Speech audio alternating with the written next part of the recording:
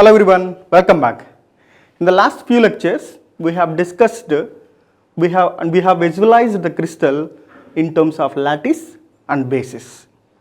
A lattice is a geometrical concept of real crystal where the points are arranged in the space such that the environment about each and every point is identical. They are imaginary points. A basis is a structural unit of the crystal in which one atom or a group of atoms will be there. Now, these atoms needs to be repeated at each and every lattice point to get a crystal structure. Also, we have seen a unit cell, that is the smallest volume of the crystal, which we can repeat in x, y, z directions. Those are the crystallographic axis of the crystal, so that we get a total crystal. So that small part is called a unit cell.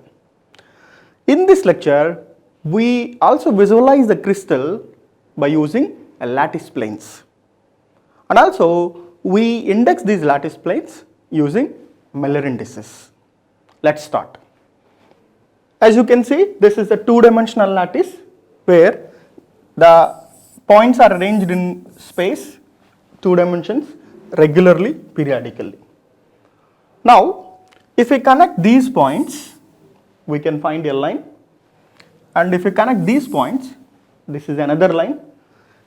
If you connect these points, this will be another line. These are the points in the line. Now, for example, if this is a two-dimensional, so the connecting these points gives us a line of atoms. If this is a three-dimensional lattice, then all these atoms connecting gives us a plane. Now, this is a one plane, this is another plane, this is another plane. In this way, this is a one plane, second plane, third plane, and so on. That means this lattice can be visualized in terms of lattice planes. And also you can see the distance between them is constant. The distance between the two planes is constant. That's the equidistant planes. Is this only one way we can visualize the planes? No. We can also visualize the planes in a different direction. Let's see. This is another planes. If you connect these atoms, this will give you another set of planes. So, this is the one set of planes. We can even draw until this point. This is one set of plane, this is another set of plane, this is another set, this is another plane. Now, they are separated with a distance d, and the d is constant in this particular direction. So, these all are called a set of parallel planes. Set of parallel and equidistant planes. Not only these two directions, we can also visualize the crystal in many different directions. For example, this is a one particular set of planes. This is the distance between them. However, if you see, this is not going to give us any plane, because you can see this plane, this line is not connecting all the points in this line, in this direction. And also we cannot have equidistant planes like this way. So, this will not give us any equidistant parallel planes. Another one, if you see, this is a one set of plane, this is another set of planes, this is another set of planes, and so on. Now, the distance between them is again constant. So, this is one way to visualize the crystal with equidistant parallel planes. That means a lattice planes are equidistant parallel planes which are passing through the lattice points of the crystal. You will be more clear when you see a three-dimensional images. Let's see a three-dimensional crystal. This is a cubic crystal. In fact, this no need to be a cubic crystal. This can be any other crystal system also. Now, if you see, this is these atoms, when you connect these atoms, all these atoms are in the one plane. Again, if you connect these atoms, they all are in one plane. Again, if you connect these atoms, they all are in one plane. That means this crystal can be visualized with equidistant parallel planes. And the distance between the plane is d, and the d is constant between the two planes in that particular direction. This is the one way to visualize. You can also see in the other picture the same crystal, but we can see a different set of parallel planes. Now you can see this is one plane in this direction. This is the next plane in the same direction, and so on. This is another plane in the same direction, in this direction. That means you can see this is the distance between the two planes in this direction. So we can have planes, equidistant planes in different directions. You can also see like this way. Now the same crystal here you can see. In the previous case, these are the front face, the parallel planes. Now you can see this is one set of parallel planes. This is another plane in the set of parallel planes. And that means every crystal we can visualize in terms of different set of parallel and equidistant planes. Now the question is how to index these parallel planes. For this one, Miller has given a method to index the parallel equidistant planes in the crystal. Let's see what is the method. For example, we have taken, this is the plane that we are going to find out. For this plane, we are going to find out the Miller indices. By looking at this, you may not be identified if this is a plane or not. Let me draw a unit cell here.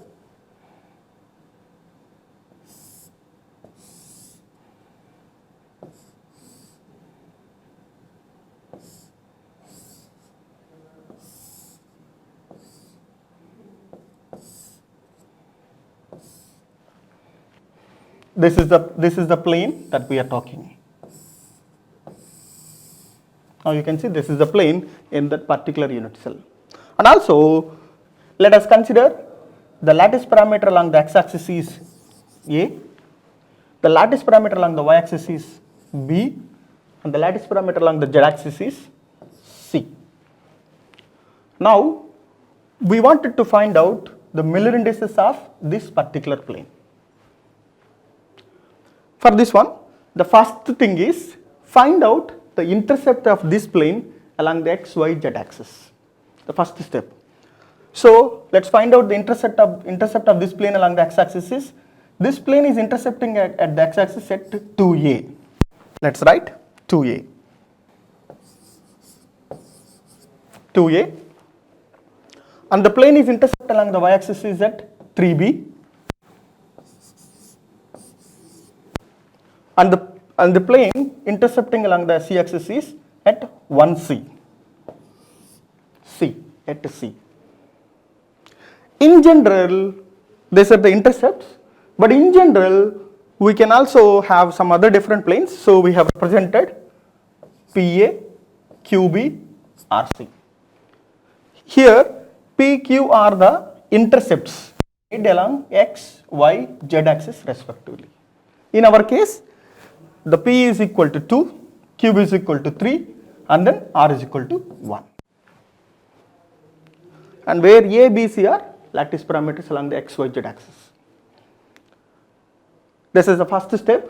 The second step is, now divide these intercepts with the corresponding lattice vector. We know the intercept along the x-axis is 2a.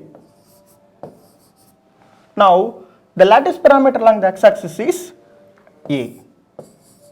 So we are dividing the intercept with the lattice parameter on the x-axis. On the y-axis, the intercept is 3b by the lattice parameter along the y-axis is b. On the z-axis, the intercept along the z-axis is c, and the lattice parameter along the z-axis is c. So we get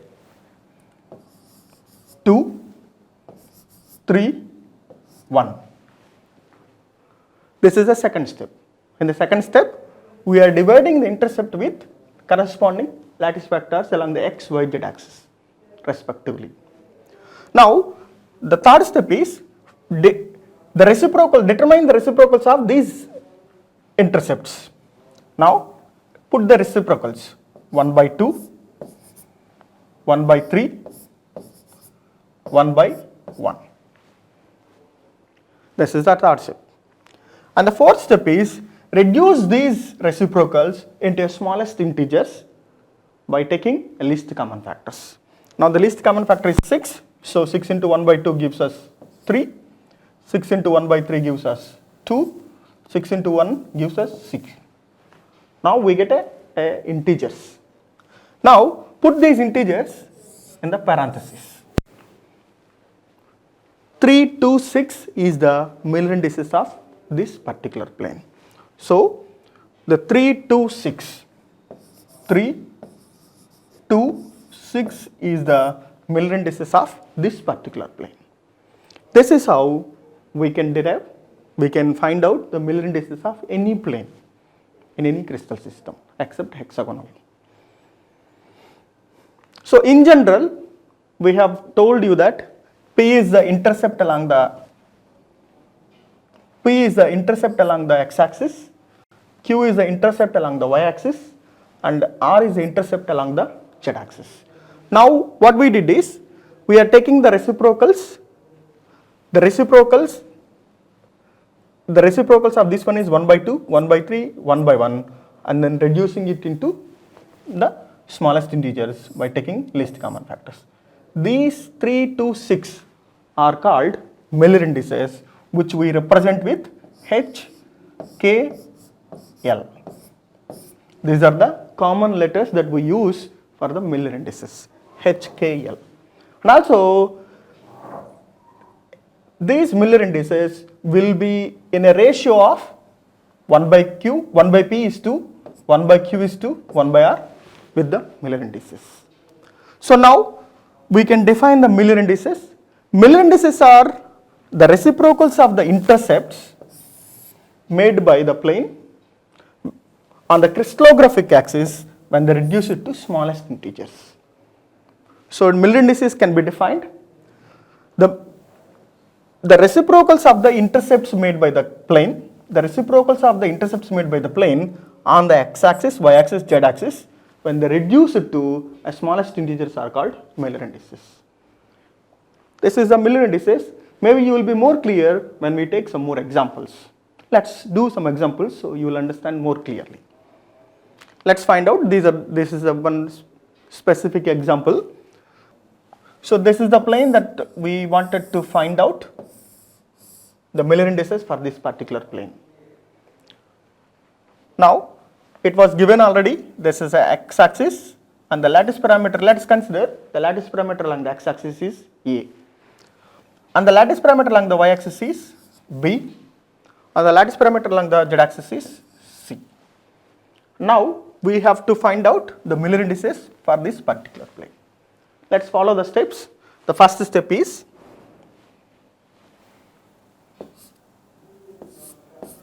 find out the intercepts of this plane on x, y, z axis respectively. Let's find out if this plane is intercepting along the x-axis.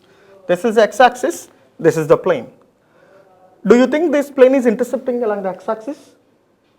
No. And also you can see this plane is parallel to x-axis.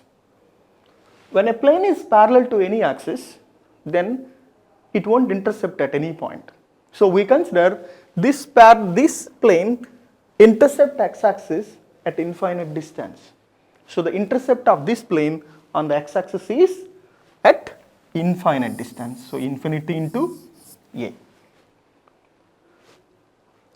Now this is on the x-axis, y-axis. Let's see, this is the y-axis and this is the plane. Now you can also see this is the y-axis, this is the plane. Now this plane is also parallel to y-axis.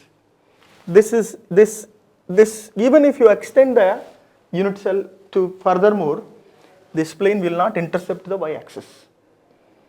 So that means this plane is also parallel to y-axis. When a plane is parallel to y-axis, we consider the intercept is at infinity into B. And Next, z-axis intercept, let's find out. In the z-axis, the plane is intercepting at C, 1, C. This is the first step. In the second step, let's find out, divide these intercepts with the lattice parameters. So the lattice parameter along the x-axis is A, so all infinity into A by A, infinity into B by B, C by C. B is the lattice parameter along the y-axis, C is the lattice parameter along the z-axis. So we get infinity, infinity, 1. And the third step is reciprocate them and find out the smallest integers. Reciprocate them, 1 by infinity, 1 by infinity, 1 by 1, which gives you 0, 0, 1. Put these in the parentheses. So this is the Miller indices of this plane. This is how we can derive. Let's see the other example also.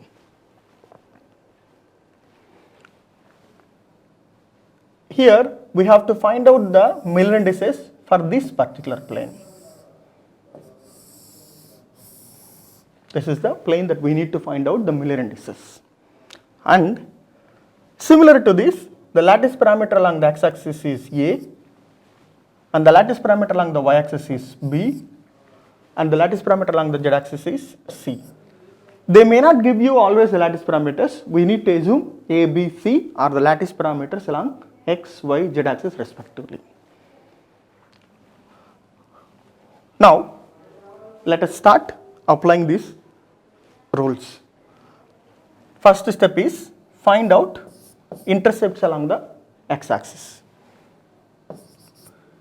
So this plane, now you can see this plane is intercepting at x-axis at A.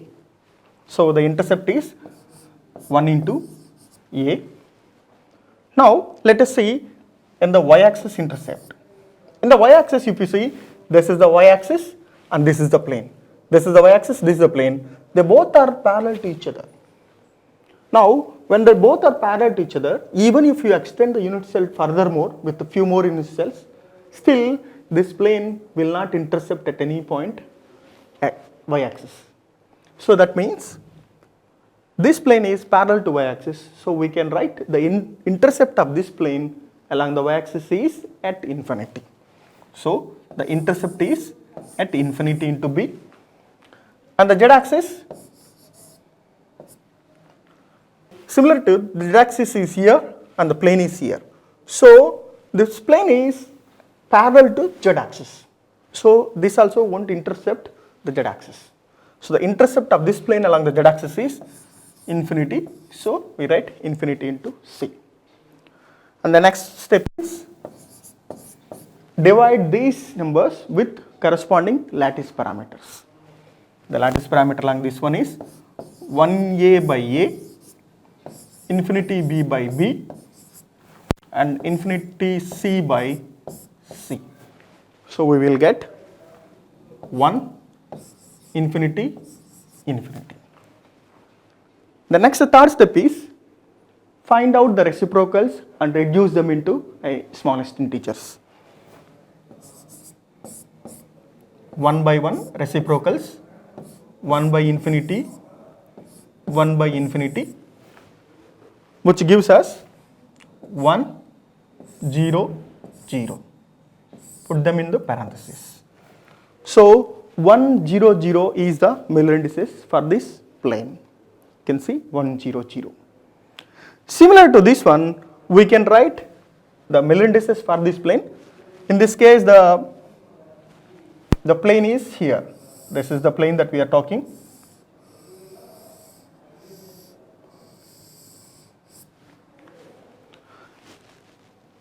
Similarly, we can write here, we will directly write the intercept along the x-axis is infinity, intercept along the y-axis is B, and they are parallel to z-axis is, so intercept is infinity. So after reciprocals, and then we get 0, 1, 0.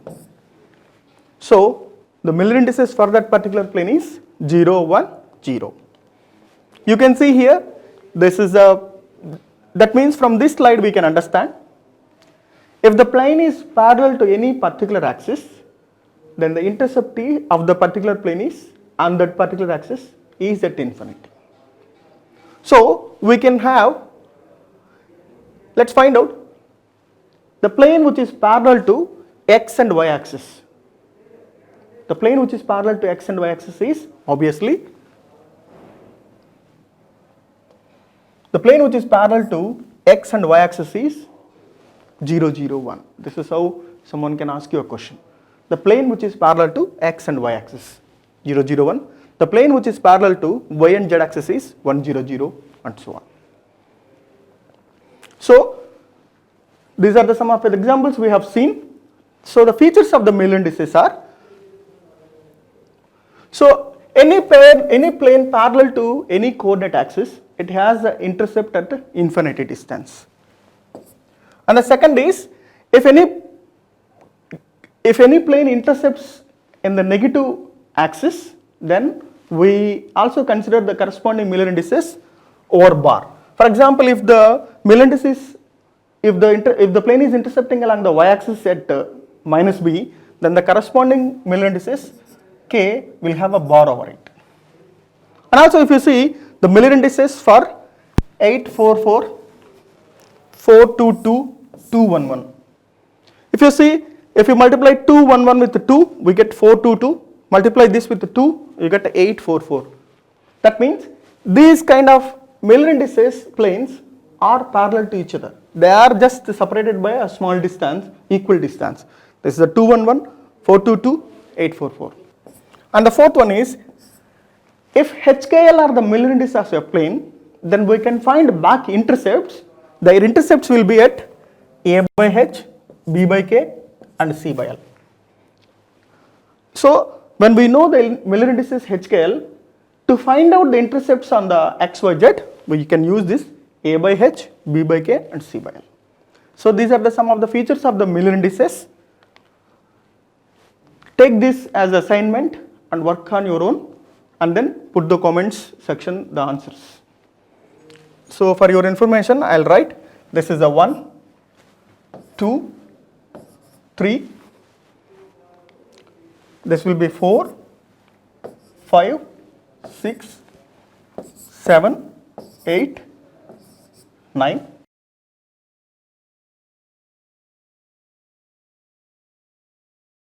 Thank you.